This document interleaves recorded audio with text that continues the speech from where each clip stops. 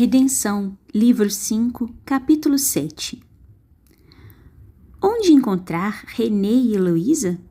Inquiriu Dusmenil, que, até então, parecia absorvido na contemplação das maravilhas cósmicas para ele desconhecidas.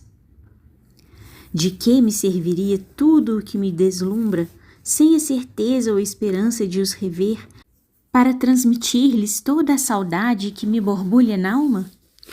Como é falho e egoístico o paraíso católico, inculcando a ventura e a beatitude eternas do pecador redimido, mas separado às vezes perpetuamente dos seres amados e encerrado nas geenas? 51 nota, por todo o sempre, fim da nota. Considera agora a magnanimidade paternal do Criador, que não pune eternamente, mas abre os braços ao pecador contrito, aos filhos pródigos que abandonaram o teto hospitaleiro, e, quando regressam ao lar de amor que ele edifica em todos os corações, fala-as partícipes de suas estâncias luminosas, disseminadas na amplidão sidérea. O bem vence o mal, e este, e não aquele, é perecível. Não há punição ilimitada, assim, ventura eterna. Se não for a coadjuvação inestimável dos mensageiros divinos, vós e todos os amados mentores da humanidade, como poderia alguém descobrir o paradeiro dos seres caros neste oceano infinito de éter e de mundos? Pela telepatia, irmão querido. Assim como pensas incessantemente nos entes satélites da tua alma, também eles o fazem, e o pensamento é o ímã que aproxima os que se amam com fervor, mesmo através de quatrilhões de milhas.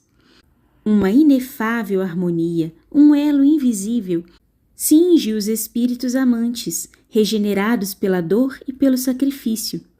Uma perfeita solidariedade reina em todo o universo, unindo os seres que pertenceram à mesma família, ao mesmo grupo de membros afins. Detetives divinos policiam e perscrutam toda a criação, e nenhum ente, nenhum pensamento lhes é desconhecido. Abeiravam-se agora de um astro de fascinante beleza, como que lavorado em turquesa luminosa, volteando no espaço, nimbado de uma fotosfera azul de suavidade veludosa. Destacavam-se nele os perfis dourados das serranias, recortes de minaretes que se salientavam na luminosidade que o circundava, como se fossem filigranas de ouro e turmalinas mágicas. Uma sinfonia executada por maestros celestes evolava-se do ambiente fosforescente, acompanhada em surdina por verdadeiros menestréis encantados, em volatas dulcíssimas de rouxinóis divinizados. Eis uma das estâncias de repouso destinadas aos vencedores das refregas planetárias, dos convertidos ao bem, dos libertos do mal, murmurou o guia espiritual de Dusmenil. Penetremos neste ambiente onde nos aguardam com júbilo. Como sabem da nossa vinda, amado mestre? Pois já não tu disse, irmão querido, por meio da radiofonia universal do pensamento. Nos mundos inferiores, as ideias e as notícias, para serem ventiladas, são gravadas no papel, constituem livros, jornais, revistas. Nos superiores, são transmitidas através das maiores distâncias. Formam como que um vínculo radioso, onde se vêem fotografias lúcidas, ligando incessantemente os seres evoluídos, e onde quer que estejam, esse liame não se rompe e os põe em contato uns com os outros. Basta um pensamento emitido por eles, solicitando a presença de algum, para que os seus irmãos de igual categoria, dispersos pelo cosmos, logo os compreendam e atendam ao fraternal apelo. Baixaram docemente sobre a formosa região, indescritível na linguagem humana. O solo se constituía de extensas planícies e serranias imponentes, como em algumas paragens do orbe terráqueo, mas a sua contextura não se lhes podia comparar. Dir-se-ia de turmalinas azuis, impregnadas de fagulhas douradas. Surgiam solares encantadores, separados apenas por pequenos intervalos, aformoseados por ondulações azuis e jaune, como enfeitados de safiras e topázios, de cintilações incessantes. Essas graciosas vivendas, esguias e fulgurantes, são arquitetadas com preciosos minérios, dos quais há na terra apenas migalhas, e lá se encontram em blocos descomunais, onde se talham as mansões das entidades triunfantes nas campanhas do bem. Separavam-nas muralhas, que não servem para as desligar, mas para as embelezar, em que predominavam as linhas curvas, parecendo que do solo se erguiam vagalhões azuis, franjados de áurea espuma, como que petrificados em filigranas maravilhosas. Inefável bem-estar empolgou o espírito de Dusmenil, emocionado pela esperança de, em poucos instantes, rever os entes pelos quais tanto sofrera. De relance, recordou todas as cenas de ventura e desdita de que se compunham suas existências indelevelmente vinculadas entre si.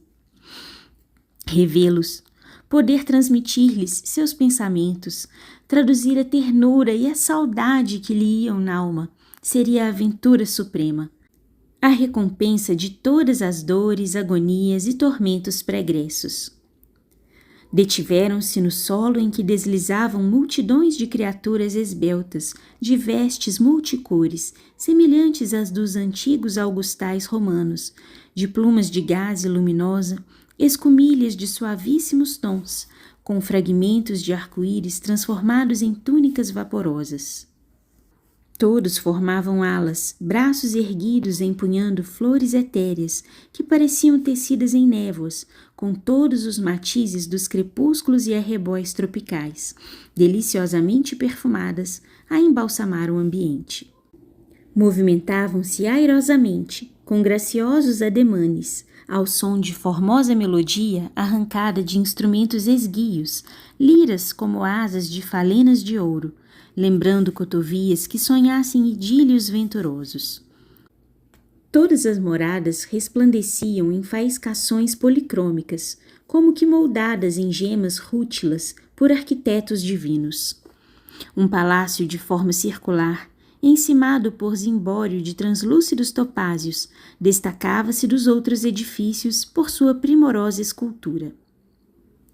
É aqui, disse o Cirineu de Gastão, que se congregam as mais puras e formosas entidades a fim de festejarem a recepção dos recém-libertados das encarnações planetárias, antes de lhes serem designadas excelsas missões espirituais. Depois, abraçando-o fraternalmente, disse: Vamos tomar parte no emocionante festival que hoje aqui celebram em homenagem ao exilado que chega da Terra Sombria depois de longa e vitoriosa cruzada. Não me julgo digno de assistir a ele, respondeu Gastão comovido, como se estivesse prestes a desmaiar, fitando as vestes imáculas dos convivas.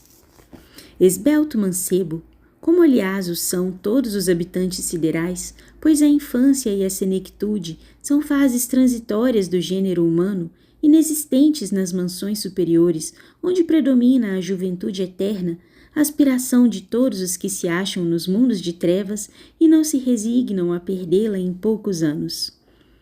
Dirige-se ao recém-chegado e, osculando-o na fronte, falou: Irmão bem-amado, eu te saúdo como vitorioso do mal. Não mereço vossas felicitações, formoso mancebo, pois arrependo-me de não haver mais bem cumprido meus deveres terrenos. Venceste nobremente as campanhas morais, algumas intensamente dolorosas. Bem mereces o acolhimento fraterno que os teus amigos te preparam. Vexo-me de comparecer a tão seleta reunião com estes trajes incolores que me parecem rotos e sujos em confronto com os vossos. Podes ter outros, desde que o queiras, e não estejam em desacordo com a tua hierarquia espiritual. Concentra-te e idealiza a indumentária que desejas, pois o pensamento dos redimidos é força realizadora, desconhecida na terra, porque aos grilhetas da dor não é permitido possuí-la, para não ser utilizada na vingança e no mal, prontamente a obterás. Dusmenil obedeceu. Sua túnica, singela e desbotada, se desfez qual bruma, e outra, regiamente embelecida, ao influxo da vontade, substituiu-a, parecendo talhada em crepúsculo de inverno, com tonalidade de ametistas. Todas aquelas entidades airosas e jovens, de fisionomias graves e nobres, entraram a fazer evoluções encantadoras, e suas roupagens multicores semelhavam flores que bailassem e formassem guirlandas maravilhosas e frases simbólicas, fragmentos de preces ao Criador. Pela mão do desvelado mentor, Dusmenil penetrou no majestoso delubro, onde se recebiam os conversos ao bem. Festões de flores luminosas ornavam colunas de cristal, de todas as nuances, que circulavam vastíssimo salão.